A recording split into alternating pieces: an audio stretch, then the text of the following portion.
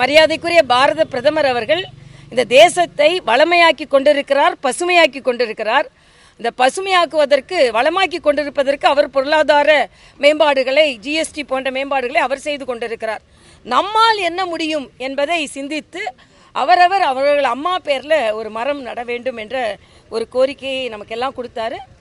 அந்த கோரிக்கையின் அடிப்படையில், அந்த தகவலின் அடிப்படையில் இன்றைக்கி எங்கள் அம்மா பேரில், கிருஷ்ணகுமாரி அவங்க பேரில் நான் இன்றைக்கி ஒரு மரம் நட்டிருக்கேன். அதே மாதிரி இங்கே மாவட்ட தலைவர் சஞ்சீவி, மண்டல் தலைவர் பிரதாப், இன்னொரு மண்டல் தலைவர்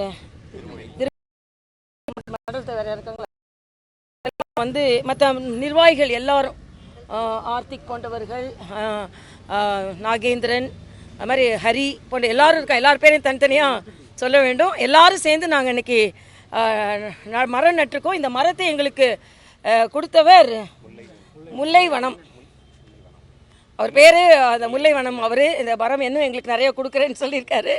ஆக இந்த சாலி கிராமம் முழுவதுமே ஒரு கிராமம் மாதிரி மறுபடியும் நாங்கள் ஆக்குவதற்கு முயற்சி செய்கிறோம். எங்களை பொறுத்த மட்டும் எப்பொழுதுமே நாங்கள் ஆக்கப்பூர்வமான நடவடிக்கைகளை தான் மரியாதைக்குரிய பாரத பிரதமர் எங்களுக்கு தருவார்.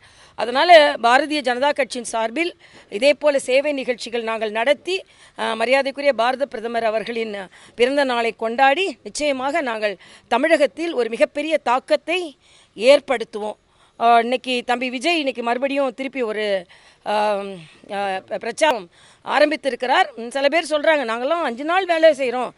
இன்னைக்கு உதயநிதி சொல்லியிருக்கிற நாளாக சனிக்கிழமை மட்டும் பண்ண மாட்டேன், 5 நாளும் பணியாற்றுறேன். நீங்கள் 5 நாளும் பணியாற்றினா என்ன விளம்பரம் பண்ணுறீங்கன்னு தெரியும். நேற்றைய முன்தினம் கல்விக்கு முக்கியத்துவம் கொடுப்பது உண்மையிலேயே மகிழ்ச்சி தான், அதில் நான் எந்த குறையும் சொல்லலை. ஆனால் குறிப்பாக படிக்கும் குழந்தைகளுக்கு இருக்கும் பெரிய சவால் குடிக்கும் தந்தைகள். இதுக்கு நீங்கள் என்ன பண்ண போகிறீங்க? இதே மாதிரி வீட்டுக்கு முன்னால் ஒரு கருப்பு கொடியை எடுத்துக்கொண்டு ஸ்டாலின் அவர்கள் நாங்கள் ஆட்சிக்கு வந்தால் டாஸ்மாகை குறைப்போன்னு சொன்னாங்க. ஆனால் இன்று அந்த வருமானத்தில் தான் ஆட்சி நடந்து கொண்டிருக்கிறது. அதனால தான் தள்ளாடி கொண்டிருக்கிறது.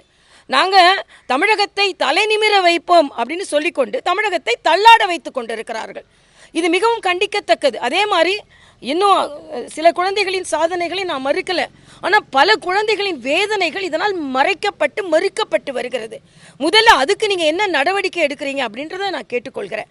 அதே மாதிரி இன்னைக்கு தமிழகத்தை சார்ந்த திராவிட முன்னேற்ற கழகத்தை சார்ந்தவர்கள் பேசுவதில் முதல் நாவடக்கம் வேணும். எத்ராஜ் கல்லூரியில் போய் டிஆர்பி ராஜா என்ன பேசுகிறாருன்னா, தமிழ்நாட்டில் உள்ள பெண்களுக்கெல்லாம் முன்னேற்றம் வந்திருக்கு. ஏன்னா அவங்க நீங்கள் யாருன்னு கேட்போம். ஆனால் வடநாட்டு பெண்கள் போனால் உங்கள் கணவர் யாருன்னு கேட்போம், என்ன படித்திருக்கிறான்னு கேட்போம். பெண்களிடம் இப்படி நீங்கள் பாகுபாடை ஏற்படுத்தாதீர்கள். குழந்தைகள், படிக்கிற குழந்தைகள்கிட்ட என்ன விதையை விதைக்கிறீங்க? விஷ விதையை விதைக்கிறீங்க. என்னமோ உங்களுக்கு மட்டும்தான் தமிழ் பற்று, எங்களுக்கும் தமிழ் பற்று, நாங்களும் தமிழ் பெண்கள் தான். தமிழ் பெண் என்ற வகையில் நான் பெருமைப்படுகிறேன். அதே நேரத்தில் பாரத தேசத்து பெண் என்ற வகையில் நான் பெருமைப்படுகிறேன்.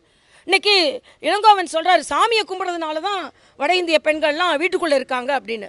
இராணுவத்தில் பணியாற்றி கொண்டு இருக்கிறார்கள் பெண்கள். அதே மாதிரி நாங்களாம் சாமி கும்பிட்றவங்க, நாங்களாம் முன்னேறலையா? ஆக இதை போல இறை நம்பிக்கையையும் வளர்ச்சியையும் இணைத்து பேசுவதை நீங்கள் முதலில் விடுங்கள். அதுவும் குறிப்பாக இந்து மதத்தை சார்ந்தவர்களை நீங்கள் நிந்தனை செய்வதை விடுங்கள். இல்லைனா நிச்சயமாக இந்த 2026 இறைவனை கும்பிடும் அனைவரும் திராவிட முன்னேற்ற கழகத்திற்கு ஓட்டளிக்க மாட்டார்கள் என்பதை நான் தெரிவித்துக் கொள்கிறேன். தமிழ்நாடு சிறந்தது விளங்குறது தமிழ்நாடு அப்படின்ற ஒரு நிகழ்வு நடத்திருந்தாங்க நேற்று முன்தினம். அதில் பெரும்பாலும் சினிமா நடிகர்கள் அதை கூப்பிட்டுருந்தாங்க. அது பெரும் விமர்சனத்துக்கு உள்ளாயிருக்கு. அதை நீங்கள் எப்படி பார்க்குறீங்க? நிச்சயமாக அதில் முன்னாடி ஆசிரியர்களை கூப்பிட்டுருக்கலாம். படிப்பவர்கள் மத்தியில் நடிப்பவர்களை ஏன் கூப்பிட்டு தப்பில்லை. ஆனால் அதுவே ஒரு விளம்பரமாக அவங்களுக்கு தான் மக்கள்கிட்ட ஒரு இது இருக்குன்னா அப்புறம் விஜயை நீங்கள் எப்படி விமர்சனம் செய்ய முடியும் இல்லையா? அதே மாதிரி அது மட்டும் இல்லை, சாம்பாருக்கு கிடைத்த விளம்பரம் வேறு யாருக்கும் கிடைக்கல. ஆகாகா டிடி ஒரு சாம்பாரை குடித்தாங்க பாருங்க. அந்த சாம்பாரில் இருக்கிற, நானும் சொல்கிறேன், பருப்பு இருக்கான்னு. இந்த சாம்பாரை நீங்கள் நினைக்கலாம், உங்கள் பருப்பு இனிமேல் தமிழ்நாட்டில் வேகாது. அதைத்தான் நீங்கள் இந்த சாம்பார் 5 நாளும் கொடுக்குறீங்களா? அப்படியா? அதே சாம்பாரை ஊசி போன சாம்பாரா நமக்கு தெரியல. அதனால் இதெல்லாம் அது எல்லாத்த விட நான் கண்டனத்துக்குரியது. இன்றைக்கி இங்கே நிகழ்ச்சி நடத்துனாங்கல்ல, 5 மணிலிருந்து 8 மணி வரைக்கும் எல்லா பள்ளிகளிலும் உள்ள குழந்தைகளை இரவு வீட்டுக்கு போக விடாமல் அவங்கள வச்சு அவங்களுக்கு இந்த காணொலியில் இதை பார்க்க வேண்டும்னா அவங்க போய் வீட்டில் போய் தொலைக்காட்சியில் பார்த்துக்க போகிறாங்க. அவங்களை வேணால் கட்டாயப்படுத்தி குழந்தைகளை அடைத்து வைத்து கட்டாயப்படுத்தி அவர்களை பார்க்க வேண்டும் என்று சொன்னது. அது மட்டும் இல்லை, இதற்கு எவ்வளவு செலவுன்னு எனக்கு தெரியல. அதனால் இது விளம்பரம் அளவுக்கு அதிகமாக போய்கொண்டிருக்கிறது என்பது தான் என்னை பொறுத்த மட்டும். 24 மணி நேரத்தில் சில பேரின் பிரச்சனைகளை தீர்த்து இருக்கிறீங்க. ஆனால் 24 மணி நேரத்தில் இந்த குடிக்கும் குடும்பங்களின் பிரச்சனை என்று தீர்க்கப் போகிறீர்கள் முதல்வர் அவர்களே என்று நான் கேட்டுக்கொள்கிறேன். மேடம், இது தமிழ்நாட்டோட வளர்ச்சியை மத்திய அரசு தடுக்க பார்க்குது. அப்படி தடுக்க பார்த்தா அவங்களுக்கு நாங்கள் பயத்தை காட்டுவோம்னு முதலமைச்சர் சொல்லியிருக்காரு. இல்லை, என்ன தடுக்க பார்க்குது நான் கேட்குறேன். நீங்கள் காங்கிரஸ் திமுக ஆட்சி நடந்த போது சென்னை விமான நிலையம் விரிவாக்கப்பட்டதா? திருச்சி விமான நிலையம் விரிவாக்கப்பட்டதா? தூத்துக்குடி விமான நிலையம் விரிவாக்கப்பட்டதா? கோயம்புத்தூர் விமான நிலையம் விரிவாக்கப்பட்டதா?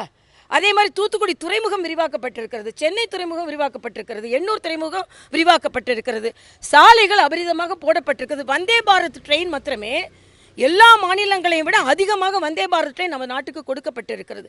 திருநெல்வேலியிலிருந்து இன்னைக்கு மக்கள் வரும்பொழுது 4 பெட்டி அதிகரித்து 16 பெட்டியில் கொண்டிருந்த வந்தே பாரத் ட்ரெயின் 20 பெட்டிகளோடு பயணம் செய்ய இருக்கிறது.